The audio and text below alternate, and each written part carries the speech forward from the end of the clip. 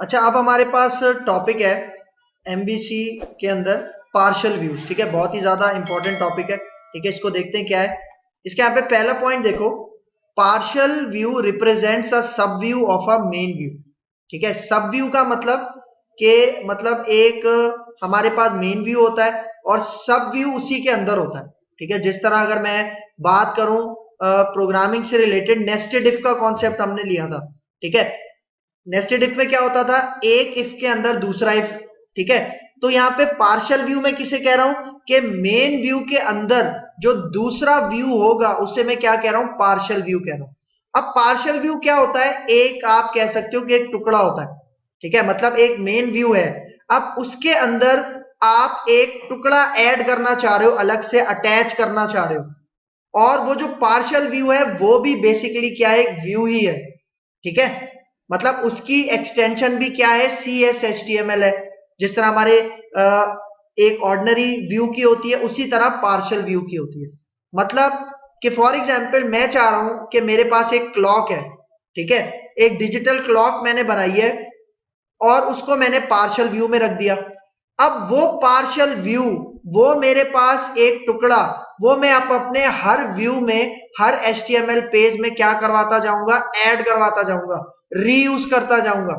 सही है, जिस तरह फंक्शन होते हैं, एक दफा आप बनाते हो उसको बार बार रीयूज करते हो, सेम उसी तरह आपने एक ऐसा पार्शियल व्यू बनाया है जो आपको, आप चाहते हो कि मुझे अलग अलग पेजेस पे चाहिए, सारे पेजेस पे नहीं चाहिए।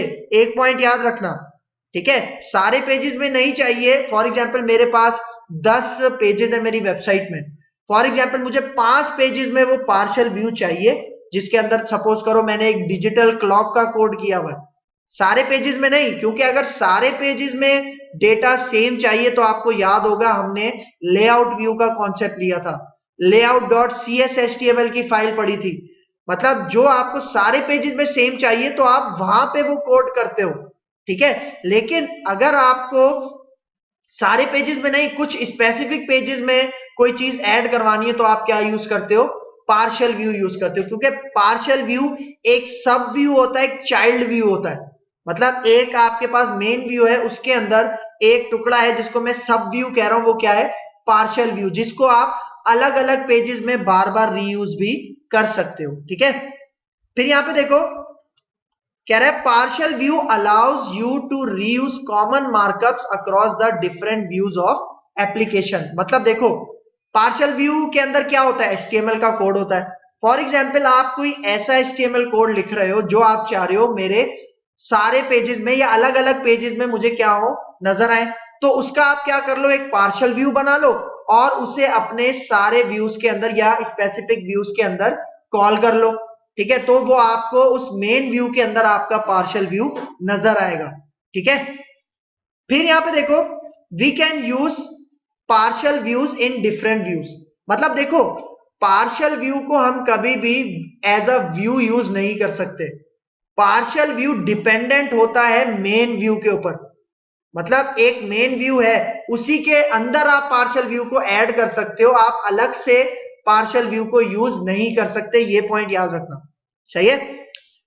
ठीक है, वही पॉइंट यहां पे बता रहा है, partial views can not be used separately, we have to attach partial view in some other view.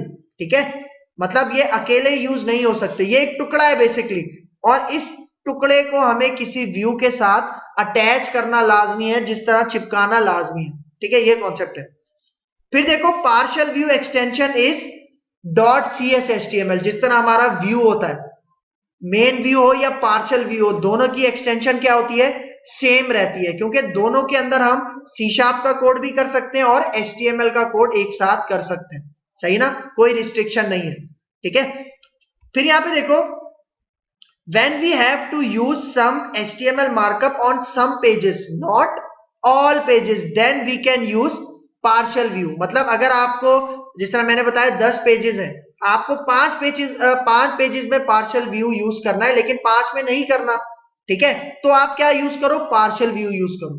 क्योंकि अगर आपको सारे पेजेस में वो चीज चाहिए तब आप लेआउट व्यू यूज करोगे, लेआउट डॉट CSHTML, जो हमने मास्टर पेज का कॉन्सेप्ट लिया था MVC के अंदर, वो यूज करोगे। ठीक है, तो अब यहां पे आते हैं, to create a partial view. Partial view बनाने का तरीका क्या होता है?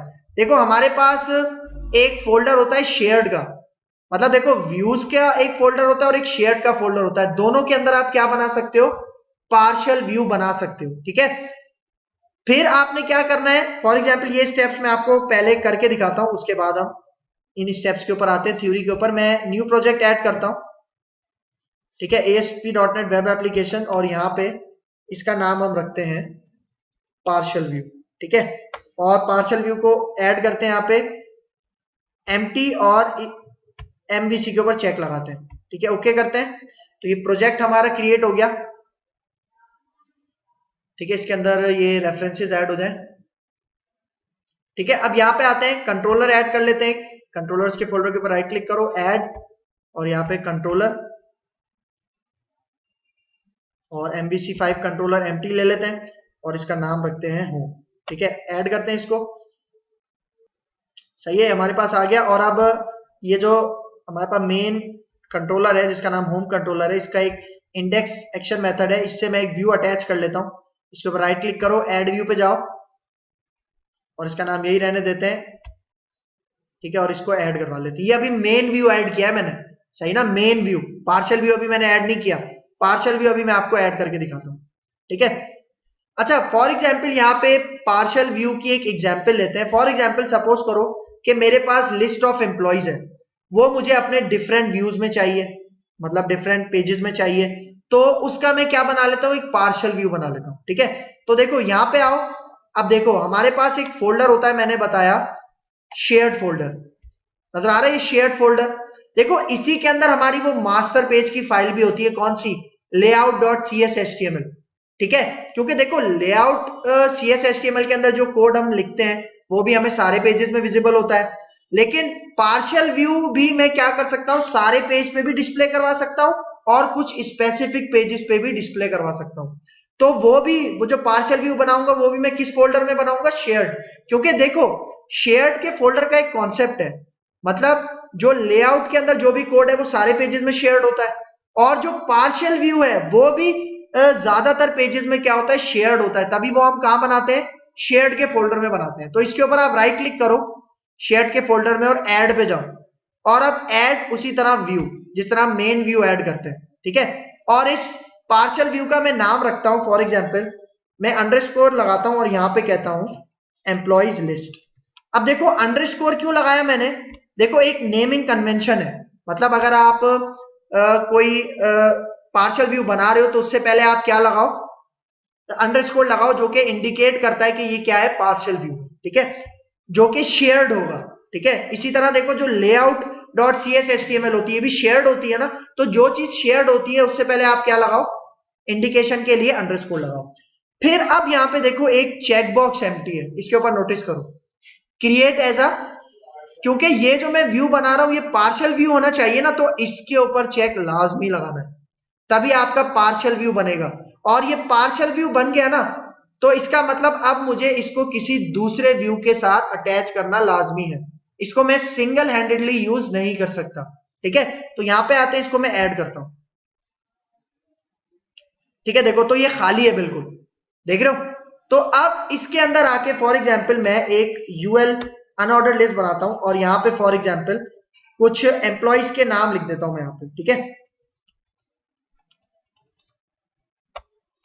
ठीक है। यहां पे आते हैं, फॉर एग्जाम्पल 4 हम एम्प्लॉइज ले लेते हैं, मतलब ये लिस्ट है एम्प्लॉइज की, ठीक है।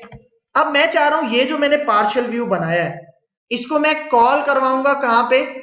इसको मैं कॉल करवाऊंगा अपने मेन व्यू के अंदर। मेरे पास मेन व्यू कौन सा था? index.cshtml, ठीक है। तो अब हमारे पास कॉल करवाने के लिए ना, मतलब ये जो पार्शियल व्यू है इसको मेन व्यू के अंदर मुझे कॉल करवाना है, तो हमारे पास HTML हेल्पर क्लास के कुछ मेथड्स हैं। एक मेथड है देखो HTML, ठीक है, ये हमारी क्लास है, ठीक है, और इसका एक मेथड है जिसका नाम है पार्शियल, ठीक है। और इसके अंदर आप क्या करो? अपने व्यू का नाम दे दो। हमारे व्यू का नाम क्या रखा था हमने? पार्शियल व्यू का नाम अंडरस्कोर एम्प्लॉइज लिस्ट, ठीक है। तो देखो यहां से मैं आता हूं, इसका नाम मैं कॉपी कर लेता हूं, ठीक है, और यहां पे इंडेक्स के अंदर जहां मैं इस पार्शियल व्यू को कॉल करवा रहा हूं वो मैं यहां पे रख देता हूं। ठीक है, मतलब देखो एक्सटेंशन नहीं आएगी, याद रखना, सिर्फ क्या आएगा, पार्शियल व्यू का नाम आएगा बस। ठीक है, और ये HTML हेल्पर क्लास का जो पार्शियल मेथड है ये क्या करेगा, इस पार्शियल व्यू को रेंडर कर देगा। कौन से व्यू के अंदर, इंडेक्स के अंदर। रेंडर का मतलब डिस्प्ले करवा देगा मेन व्यू के अंदर, इंडेक्स व्यू के अंदर, किसको, हमारे एम्प्लॉइज लिस्ट को के पार्शियल व्यू को। ठीक है, अब देखो एक तरीका तो यह है कॉल करवाने का, दूसरा तरीका है हमारे पास, आप ये कोड ब्लॉक ओपन करो, फिर हमारे पास HTML हेल्पर क्लास का एक और मेथड है जिसका नाम है रेंडर पार्शियल।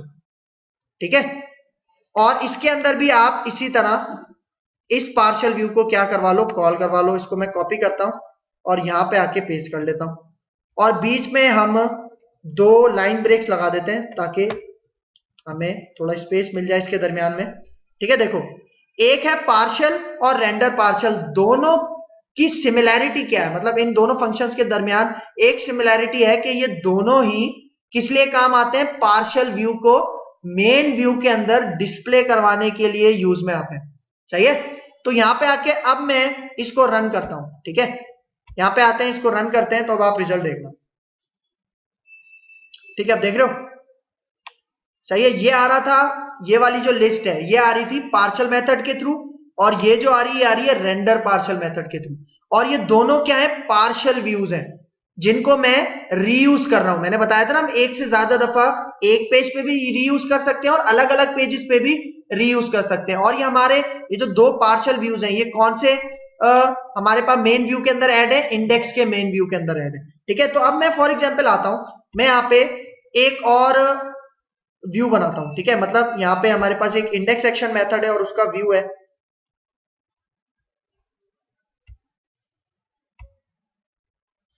ठीक है, यहाँ पे आते हैं।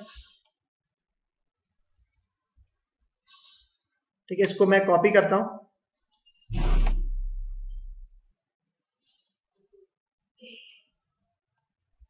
अच्छा ये एक इस क्लास के अंदर बनना था। ठीक है, इस तरह से। ठीक है, तो देखो यहाँ पे हमारे पास एक इंडेक्स एक्शन मेथड है ना, मैं इसको कॉपी करता हूं। ठीक है, और मैं एक और एक्शन मेथड बनाता हूं, मतलब मैं एक और व्यू बना रहा हूं। ठीक है, और इसका मैं नाम फॉर एग्जांपल रख लेता हूं कॉन्टैक्ट। ठीक है, सही है, और इसका भी मैं एक व्यू जनरेट कर लेता हूं। इसके ऊपर राइट क्लिक करते हैं, ऐड व्यू में जाते हैं, और इसका भी मैं क्या कर लेता हूं एक, अच्छा ये पार्शियल व्यू ऐड हो गया, पार्शियल व्यू ऐड नहीं करवाना हमें। ठीक है, देखो इसको आते हैं यहाँ पे डिलीट करते हैं। ठीक है, इसको डिलीट करो क्योंकि वो पार्शियल व्यू के ऊपर चेक लगा हुआ था। ठीक है, राइट क्लिक करो, ऐड व्यू पे आओ। ठीक है, क्योंकि ये ऑर्डिनरी व्यू है, सही ना, तो इसके ऊपर से आपने चेक लाजमी हटाना है। तो यहां पे आओ और इसको अब ऐड करो, क्योंकि ये मेन व्यू है जिसके अंदर हम वही एम्प्लॉइज लिस्ट वाला पार्शियल व्यू अटैच करवाएंगे। ठीक है, तो देखो अभी कौन सा व्यू आ गया, मेन व्यू कॉन्टैक्ट वाला। अब इसके अंदर मैं इसी तरह जो मैंने यहाँ पे डेटा लिखा था, ये HTML पार्शियल और HTML रेंडर पार्शियल, इसी को मैं कॉपी करता हूं और यहाँ पे ले आता हूं। ठीक है, सही है, तो अब मैं यहाँ पे आके अपना प्रोग्राम ये रन करता हूं। ठीक है, अभी ये देखो ये अभी इंडेक्स व्यू है। ठीक है, मैंने कौन सा व्यू ऐड करवाया था, कॉन्टैक्ट के लिए, तो होम कंट्रोलर और उसके बाद उसके व्यू का क्या नाम है, एक्शन मेथड का कॉन्टैक्ट। तो यहां पे आके अब रन करूंगा, तो अब देखो अब ये कॉन्टैक्ट है और उसके अंदर भी HTML पार्शियल और रेंडर पार्शियल के थ्रू मैंने अपना पार्शियल व्यू रेंडर करवाया है, डिस्प्ले करवाया। ठीक है, अच्छा एक और एग्जाम्पल, फॉर एग्जाम्पल यहाँ पे आप फॉर एग्जाम्पल हमारे पास बहुत दफा ऐसी सिचुएशन आती है कि मुझे लॉग इन फॉर्म चाहिए। ठीक है, लेकिन लॉग इन फॉर्म मुझे सारे पेजेस में नहीं चाहिए, मुझे लॉग इन फॉर्म कुछ पर्टिकुलर पेजेस पे चाहिए। तो हम क्या कर सकते हैं, उसका भी एक पार्शियल व्यू क्रिएट कर सकते हैं। ठीक है, तो देखो शेयर्ड के फोल्डर में आओ, राइट क्लिक करो, ठीक है, ऐड पे आओ और यहाँ पे व्यू। ठीक है, अब मैं पार्शियल व्यू ऐड कर रहा हूं, तो मुझे चेक किसके ऊपर लगाना है, create as a partial view, और इसका नाम मैं रखता हूं। ठीक है, यहां पे मैं कहता हूं लॉग इन पार्शियल व्यू। ठीक है, और यहां पे आते हैं, इसको मैं ऐड कर लेता हूं। ठीक है, और अब इसके अंदर मैं एक फॉर्म क्रिएट करता हूं। ठीक है, और उसकी मदद से मैं क्या करूंगा, एक लॉगिन फॉर्म क्रिएट करूंगा। ठीक है, मैं यहाँ पे आता हूं, मैं H3 का एक टैग लेता हूं और यहाँ पे इसकी हेडिंग देता हूं लॉगिन। ठीक है, और इसके बाद आता हूं यहाँ पे लेबल। ठीक है, और लेबल में मैं देता हूं यूजर नेम। ठीक है, यूजर नेम, और इसके बाद मैं इनपुट टाइप यूज करता हूं टेक्स्ट के लिए। ठीक है, यहाँ पे आते हैं टाइप, और टाइप में मैं दे देता हूं टेक्स्ट। ठीक है, और इसका नाम हम रख देते हैं यूजर। ठीक है, और अब मैं इन्हीं दोनों को कॉपी करता हूं, यहाँ पे आते हैं, एक लाइन ब्रेक में दे देता हूं।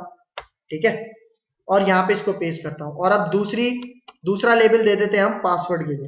ठीक है, और यहाँ पे आके इसकी जो टाइप है वो टाइप होगी अब हमारे पास पासवर्ड। ठीक है, इस टाइप से क्या होता है, हमारे पास वो बुलेट्स की फॉर्म में आता है रिजल्ट, और यहाँ पे इसका नेम मैं कर देता हूं पास। ठीक है, और अब दोबारा एक लाइन ब्रेक ऐड करते हैं, और अब मुझे बटन चाहिए, सबमिट वाला बटन। ठीक है, तो यहाँ पे इनपुट का टैग और इसकी टाइप अब मैं कर दूंगा सबमिट। ठीक है, और इसका नाम, बटन का नाम मैं क्या सेट कर देता हूं, वैल्यू में सबमिट। ठीक है, और अब मैं बूटस्ट्रैप की क्लासेस भी इसके ऊपर अप्लाई करता हूं। ये लॉगिन है ना, फॉर एग्जांपल मुझे ये चाहिए सेंटर में, तो बूटस्ट्रैप की क्लास होती है टेक्स्ट सेंटर। ठीक है, फिर इसके बाद हमारे पास ये टेक्स्ट फील्ड है, इसकी भी एक क्लास होती है फॉर्म कंट्रोल। ठीक है, जिससे वो बूटस्ट्रैप का टेक्स्ट बॉक्स बन जाता है। ठीक है, इसको कॉपी करो और यहाँ पे आके पेस्ट करो। ठीक है, अब पासवर्ड भी बूटस्ट्रैप का बन जाएगा। ठीक है, मतलब पासवर्ड की टेक्स्ट फील्ड, और ये जो बटन है इसमें भी मैं क्या अप्लाई कर देता हूँ, फॉर्म कंट्रोल, तो ये बटन भी किसका बन जाएगा, बूटस्ट्रैप का। ठीक है, जो फॉर्म का बटन होता है। और अब यहाँ पे आता हूँ, जो फॉर्म है इसको मैं इनलाइन स्टाइल देता हूँ। ठीक है, और इसका थोड़ा सा बॉर्डर सेट कर लेते हैं। ठीक है, बॉर्डर में कह देता हूं 5px, कलर इसका ब्लैक, और स्टाइल दे देते हैं रिच। ठीक है, और यहां पे आके इसकी हाइट और विड्थ भी सेट कर लेते हैं। विड्थ फॉर एग्जांपल मैं कह देता हूं 300px। ठीक है, और हाइट हम इसकी कर लेते हैं फॉर एग्जांपल 260px। ठीक है, और अब देखो ये मेरा पार्शियल व्यू क्रिएट हो गया। कौन सा, लॉग इन पार्शियल। अब मैं चाह रहा हूं ये मुझे इंडेक्स के व्यू पे भी चाहिए, ठीक है, और कॉन्टैक्ट के व्यू पे भी चाहिए। तो मैं क्या करूंगा, देखो ये जो हमने एम्प्लॉय का डिस्प्ले करवाया हुआ है, यहां पे मैं आता हूं, सबसे पहले html.partial। ठीक है, सही है, और इसके थ्रू हमारे इसका नाम क्या है, लॉग इन पार्शियल व्यू। ठीक है, तो हम नाम यहां से कॉपी कर लेते हैं। ठीक है, सिर्फ नाम, सही है, और इसके अंदर ये जो इंडेक्स है इसके अंदर यहाँ पे पेस्ट कर लेते हैं। ठीक है, तो ये क्या करेगा, हमारे लॉगिन फॉर्म को हमारे इंडेक्स के व्यू में ऐड करवा देगा। और फिर उसी तरह यहाँ पे मैं 2 लाइन ब्रेक्स दे देता हूं। ठीक है, और अब यही लॉगिन फॉर्म में एक दूसरे मेथड के थ्रू कॉल करता हूं, जिसका नाम क्या था, html.renderPartial। ठीक है, और यहां पे आके यही मैं पेस्ट कर देता हूं। ठीक है, इस तरह से, सही है, और यही जो कोड है, क्योंकि ये अभी मैंने इंडेक्स के व्यू पे 2 दफा लॉगिन कॉल करवाया, लॉगिन फॉर्म का पार्शियल व्यू, और अब मैं यहां पे आता हूं, ये जो हमारे पास कॉन्टेक्ट था इसमें भी इसके नीचे मैं 2 दफा इसको कॉल करवा लेता हूं। ठीक है, तो अब मैं यहां पे आके रन करता हूं, तो अब आप रिजल्ट देखना। ठीक है, अब देखो नीचे देखो, लॉगिन फॉर्म मैंने 2 दफा कॉल करवाया हुआ था। ठीक है, मतलब एक पार्शियल के थ्रू और दूसरा रेंडर पार्शियल के थ्रू। जो पहला आ रहा है वो पार्शियल के थ्रू आ रहा है, और दूसरा किसके थ्रू आ रहा है, रेंडर पार्शियल के थ्रू। मतलब अब ये पार्शियल व्यू है, इसको बेशक मैं अपने इस पार्शियल व्यू को डेटाबेस के साथ कनेक्ट करवा के सारी चीजें, और ये अपने अलग अलग व्यूज में क्या करवा सकता हूँ, ऐड करवा सकता हूँ। आपकी मर्जी है सारे व्यूज में ऐड करवाओ या स्पेसिफिक व्यूज में ऐड करवाओ, लेकिन पार्शियल व्यू का कॉन्सेप्ट क्या है कि स्पेसिफिक व्यूज के अंदर हम उसको ऐड करवाते हैं। अभी देखो ये इंडेक्स में था ना, मैंने कॉन्टैक्ट पे भी तो कॉल करवाया था। मैं यहां पे आता हूं कॉन्टैक्ट। ठीक है, और अब इसको यहां पे ऐड करवा लेते हैं। तो देखो अब ये कॉन्टैक्ट का पेज है, और पार्शियल व्यू एक एम्प्लॉय लिस्ट वाला और लॉगिन वाला अब हमारे पास सक्सेसफुली यहाँ पे प्रिंट हो रहा है। ठीक है, तो इस तरह से आप एक पेज के अंदर मल्टीपल टाइम्स भी पार्शियल व्यू रीयूज कर सकते हो, और मल्टीपल पेजेस में भी आप क्या कर सकते हो, पार्शियल व्यू को रीयूज कर सकते हो। ठीक है, रीयूज कंपोनेंट है।